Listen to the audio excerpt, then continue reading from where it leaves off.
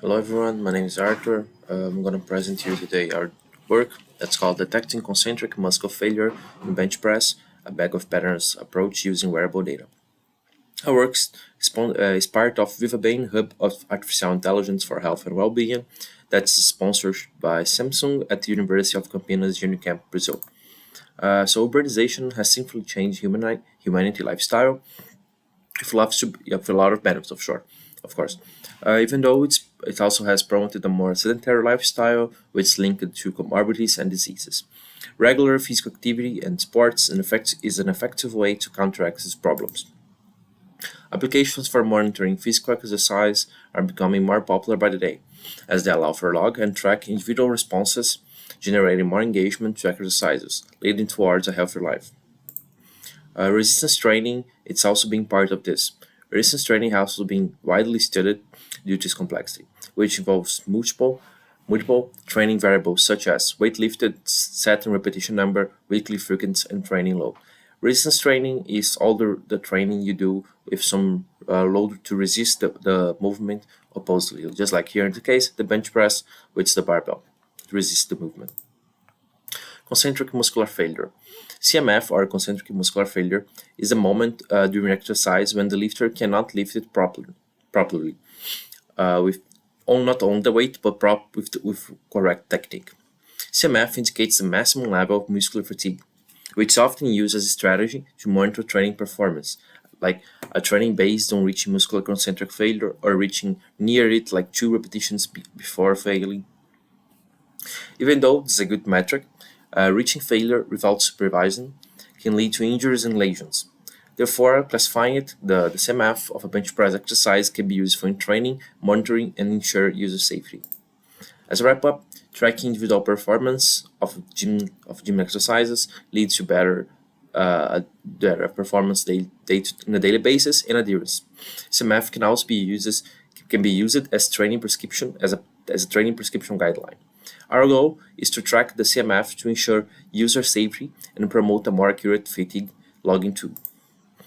As a proposed work, given a time series obtained from a smartwatch that represents the data format IMU, inertial measurement unity, we propose to identify which sets have concentric failure or not, using a bag of patterns approach, using as classifier a logistic regression.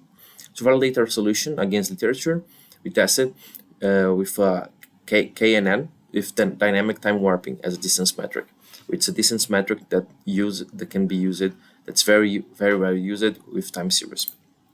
Data collection. Our protocol for data collection was built in collaboration with health science and kinesiology experts. This creates a strong basis for our work. Our protocol was planned to emulate real gym scenarios, accounting for user individualities such as maximum load, 1 RM, 1 repetition max, to create a personalized load plan. Subjects were using only one wrist-based smartwatch, which captured IMU sensors at 100 hertz. At the day one, session one was done, which comprises of 1 RM collection, 3 sets with failure using 75% 1 RM load. Then with at least 48 hours, but most participants did with 1 week in advance. Session 2 happened, in which they collected 3 sets without failure at 75% 1 RM load. As macro features for our dataset, we had 14 subjects, of which one was female, 42 regular sets, and 42 concentric fail sets for our 3-axial IMU set. As micro features, as data collection was built to emulate real gene scenarios, which is very important. We use hypertrophy, load range, and repetitions. We also ensure there were no timing in subjects. This means they were free to do as they wish, as they wish to do the bench press.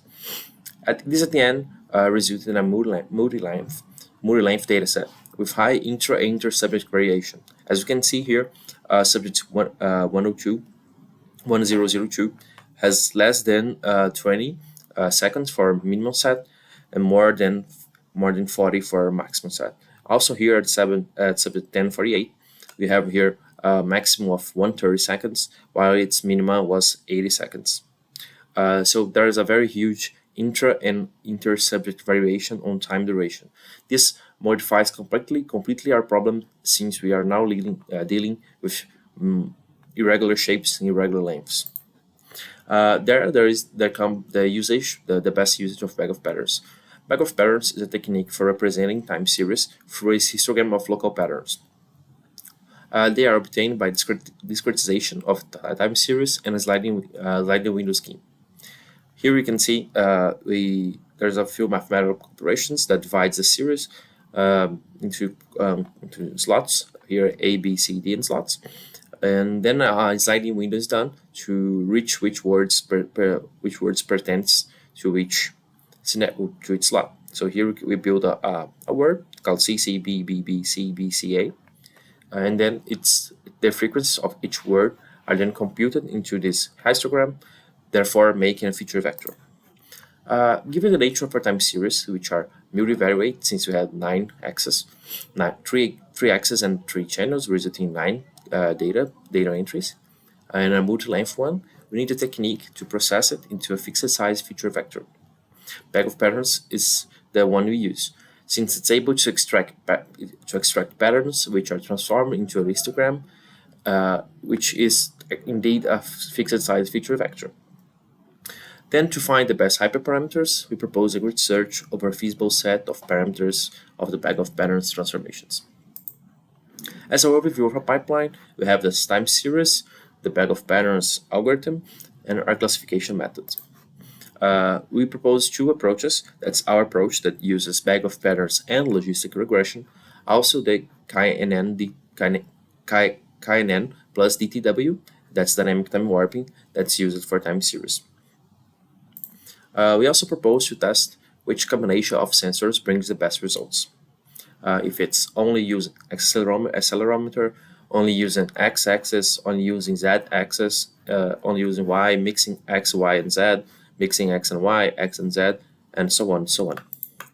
As a validation scheme, since our data was very expensive to collect and it's a very important resource, we use the validation scheme that's LOSO, leave one subject out of validation. This maximizes the data we have to train and to test. The results present are also a mean of this LOSO variation. So we tested and trained in 14 different samples. Right. So our approach here in green, the experiment info here on the left side, and in blue the literature basis KNN. This is very cool since our results beats KNN in all scenarios, regardless the number of sensors used.